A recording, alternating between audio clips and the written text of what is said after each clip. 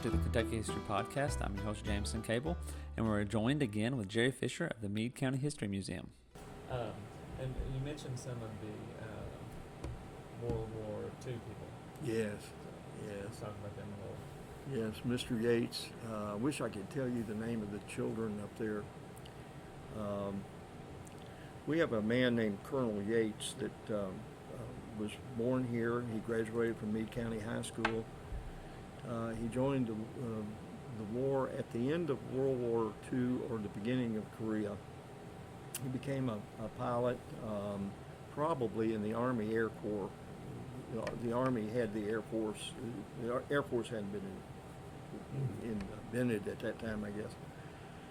And but in the 60s, late 50s rather, he was flying over Cuba, and he had a very distinguished career. He's in the Air Force Hall of Fame. He flew over Cuba and spotted the Russians installing missile delivery systems and doing construction, and he took photographs of it. I was told by the man that brought him in here, I was able to meet the man before he died. He was in his 90s, and his name was Douglas P. Yates, and he took photographs and gave Kennedy, John F. Kennedy, the information and the proof he needed to eject the Russians from this hemisphere. Mm-hmm. And I was just thinking about it today. Donald J. Trump is meeting with Putin today, and I think that's probably the first time they're back in this hemisphere. Yeah. I think it is. Yeah.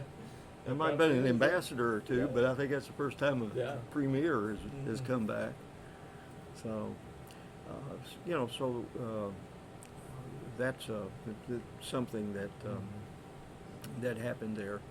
The other thing we have on our wall in here, something I'm really proud of because my uncle did that.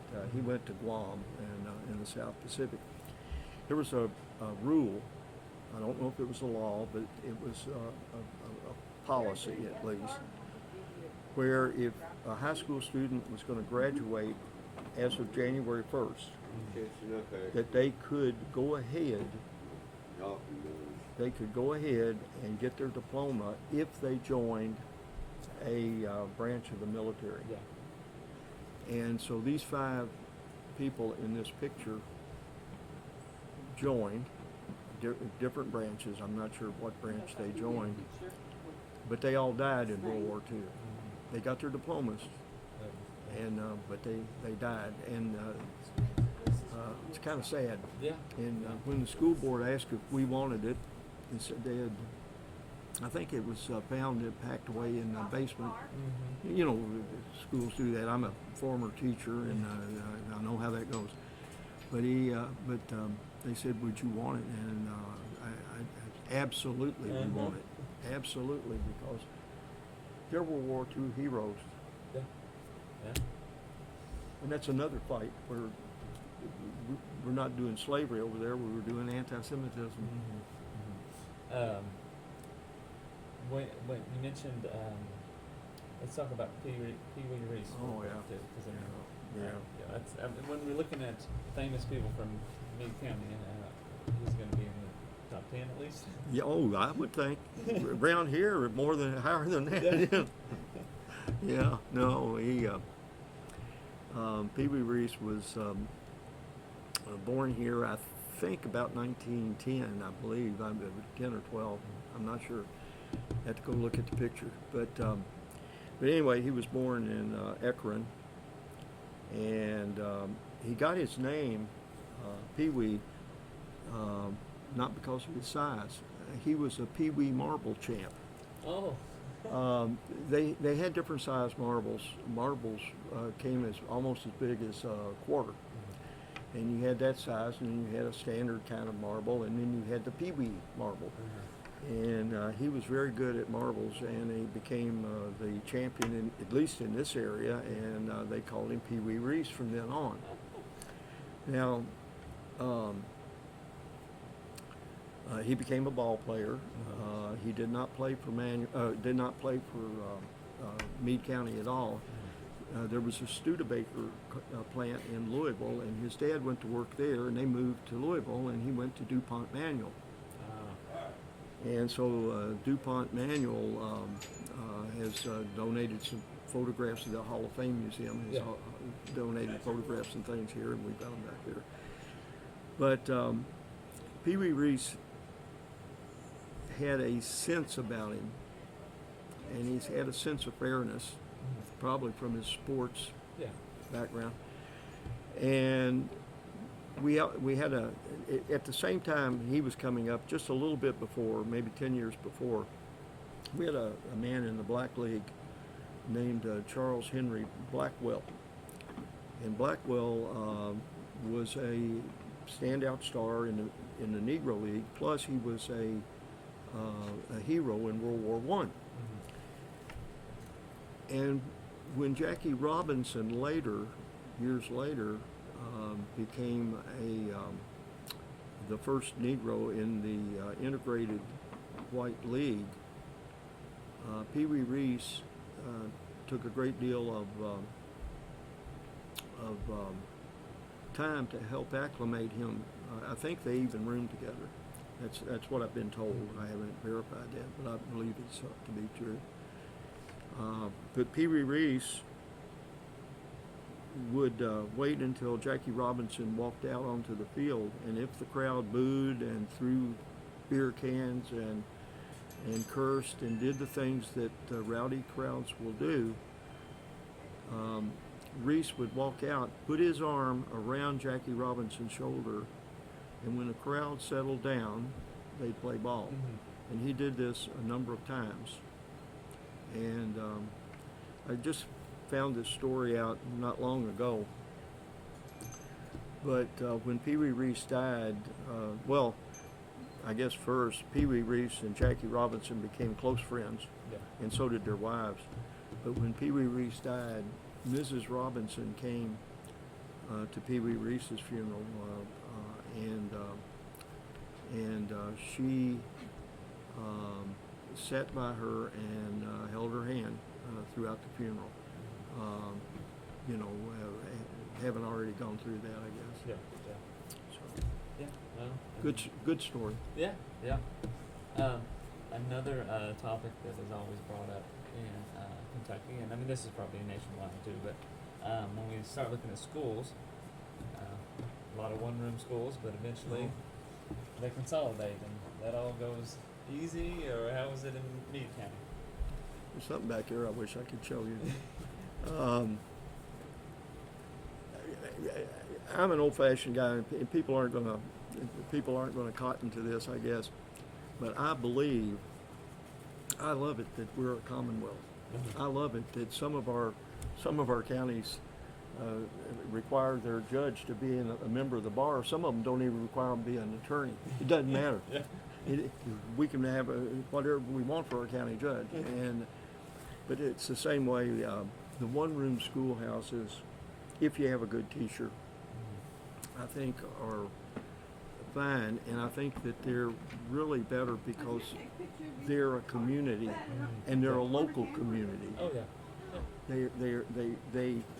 And so all the kids get taught the same thing from one person, and whether it's English, whether it's math, science, social studies, penmanship. Penmanship. We actually have people in banks around here that when a kid gets something from a money gift check from their granddad or their grandma, that teaches them how to write their name. Good. Well, no, it's not good. They should get that in school. Oh yeah. You know, but they get that. Yeah. But what are you going to do if you? But those kids are all taught alike by the same guy, so at least they have the same information. And if there's something wrong, it can be corrected pretty easily because one can correct the other. Once the schools start consolidating, then you have, instead of having local rule, then you start having mass rule, and of course then you get into, and I'm an ex-teacher. Yeah. I taught adults in Florida. I taught the 8th grade up here, and substituted in all grades, but first and second.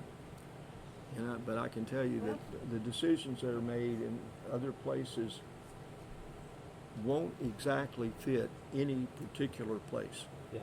They may be real close and it may be good enough, but they won't fit exactly. Yeah. And you need, I think you need that kind of input. I think we need a state board of education. I don't think we need a national. Yeah. I mean, how is Kentucky going to tell California? We don't know anything about that. Yeah. How many elementary schools did they start out? And not one room schools, because that's probably what. That's plenty. Well, we have one in Ekron. We have one here. We had one in Battletown that closed. I think those are the two. That are still open. Ekron's a big school, and Brandenburg's a big school. We had one in Battletown. We have the Battletown flag back there, signed by George Bush. It flew over. Kuwait. It flew over Shanksville, Pennsylvania. It flew over the Pentagon, and then it was sent to George Bush, and he signed it. And it was raised on 9/11. That's the only time it was raised. From then on, every 9/11, and of course they closed the school. And we have the flag though, and I'm very proud of that. But it, you know, I guess it's fun to romanticize about going back to the good old days. But I don't want to walk through that mud and carry that bucket of water from the well. You know, I just don't. But the schools, it's funny. There's a lady here, Shirley Brown, and her mother was the teacher, and actually drove the kids on a flatbed, with a tractor and a flatbed when the roads were muddy. But she's got a diploma about this big hanging on the wall. That was the year before the schools consolidated, and it's about this big. It was when it was just Wolf Creek School, high school. And then she's got the new one after the consolidation, and it's a little, and that's the way things work usually. Where did this money go? This costs more than this, and you know. Well, that's a lot of schools whenever they begin consolidating, especially high schools. People weren't too happy about it. Yeah, we had. I'm sure there were other high schools. You know, the roads were so bad. We were talking about this earlier too. You don't think about it, but a 20-minute trip today would have been an overnight trip in many instances. And just going from Wolf Creek to Brandenburg, it's about 27 miles, but you can do 50 miles an hour, 60 miles an hour most of the way. 55 miles an hour, excuse me. About law. Oh, yeah. But 55 miles an hour, so you can get there very quickly if there's not a lot of traffic. Yeah. And usually there's not a lot of traffic between here and Wolf Creek. But it was an overnight trip. You had to camp out because you could not race the horses. If you drove them at full speed, you would kill them. Oh yeah. You had to. That's cool. You had to. See the tractor? Yeah. But you had to.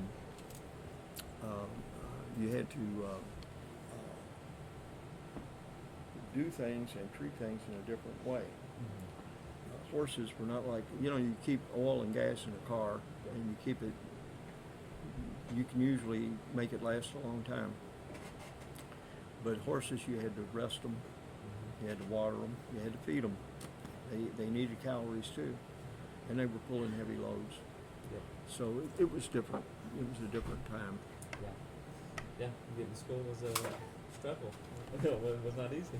No, and sometimes you had to ford creeks, and sometimes there was out where I live I live outside of Painville, and there was a lady out there that had a little boat, and when it didn't happen every year, but we would have what I call, or what they call down in Drake, Kentucky, where I'm from, a gully washer, and it would come down the hill real fast, and she had a little boat out there that would carry the kids over to the school that was on our road, Arnold School. Matter of fact, the road we call Arnold School Road, still is today. Yeah. Now this is a question that may be easy to answer. So why is it called Battletown? You know this story. It's the coolest story. We had the town was called Staples. It was named Staples, and Mr. Bennett ran a grocery store there. Now that's what it was named originally, probably from a family, by a family. And he kept trying to get a post office there because Battletown is kind of isolated. You know, it's near Wolf Creek, but not near enough to make it convenient. And so you either had to go someplace else and mail your letters, and he kept trying to get that in because it was good for his business. Well, they kept rejecting the names he sent in, and he tried Bennett and different things, and there's always been a... So he's standing there just looking at his third or fourth rejection letter, and he looks outside, and two men are getting in a fight out in the middle of the road. And the fight was like a... God, I love Kentucky. I just really do. The fight was over a dog, a keg of whiskey, a woman, and a shotgun. And they fought, and they beat each other up. Finally, one of them won. And Mr. Bennett looked out there, and he wrote down Battletown because of the battle outside his store. And the United States government accepted it. So that's absolutely no reason at all should Battletown be Battletown, but it is, and we're proud of it.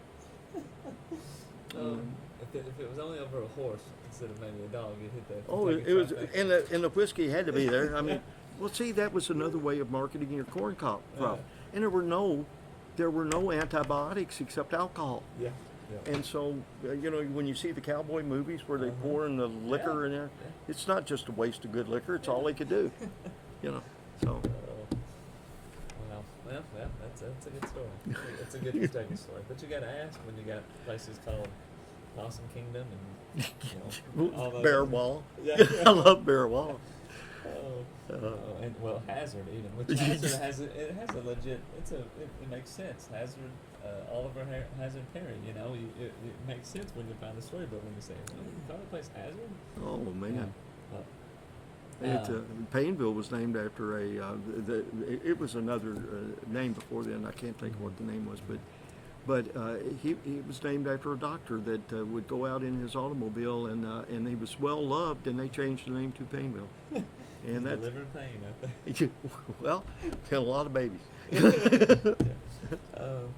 Now, Brandenburg, I know, who's that named after? Solomon Brandenburg. And Solomon came over in the early 1800s and settled here and opened a tavern.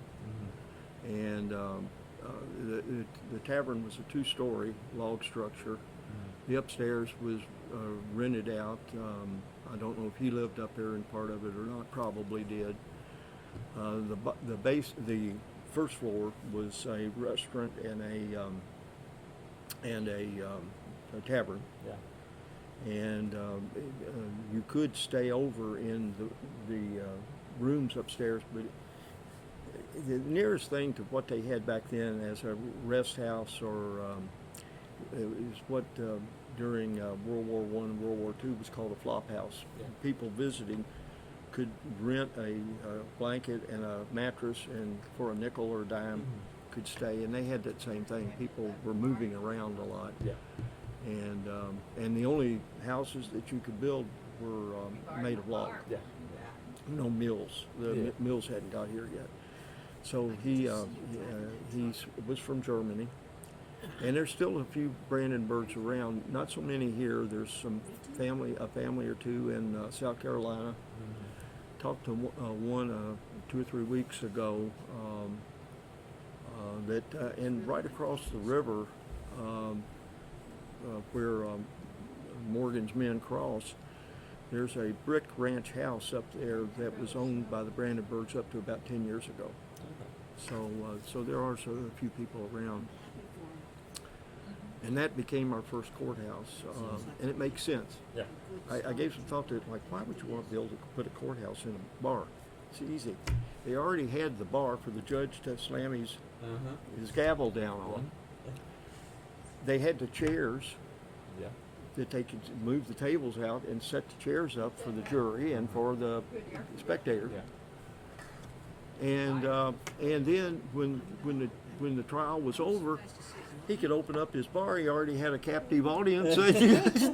You know, I mean, it's a win-win situation. Here I was thinking it was more of a, you could just take your drunks from getting them drunk, put them in jail, or trying them and then put them in jail. All in That one probably swoop. happened a time or two, but also they became the polling places. So you had to close during. Now, early on, there was a lot of buying votes by buying liquor, and so they closed. They shut that down all the way around, which I think is a good idea. Good idea. Sometimes you have to hold your nose, but but Now Meade County was named after War of 1812. yes, Was it James Meade that died in yeah, the it river? was yes, it was. I don't remember. We used to have a picture that hung in the courthouse. Yeah, go ahead. No, I mean that's out there. Yes, Same he with was- Meade. He Now, that he was- wasn't from here though, or was it? he had moved. He had moved here. Okay. Okay. Yeah, he had moved here. Everybody had back in pretty much back in those days. But we named the county after him in 1823, and that was, I think, the battle where Tecumseh was killed too, wasn't it? River Raisin. River Raisin. River Raisin. You're The Battle of Fallen Timbers. falling timbers. You know where his first action as a warrior trainee was? I assume you're going to say around here. No, it was down just outside of Lexington. What's the? Oh gosh, I can't think of the name of the battle. Bryant Station. Bryant Station? Yeah. Yeah, he So was a Bryant Station. scout. They trained him as a scout. He was 16 years old, and he scouted out the fort. Yeah. And then, that gets really murky in there because some people, there was another raid on their way back. The natives on their way back in Kentucky, and people think that Tecumseh might have crossed paths. Him and his brother might have crossed paths with Simon Kenton in another war.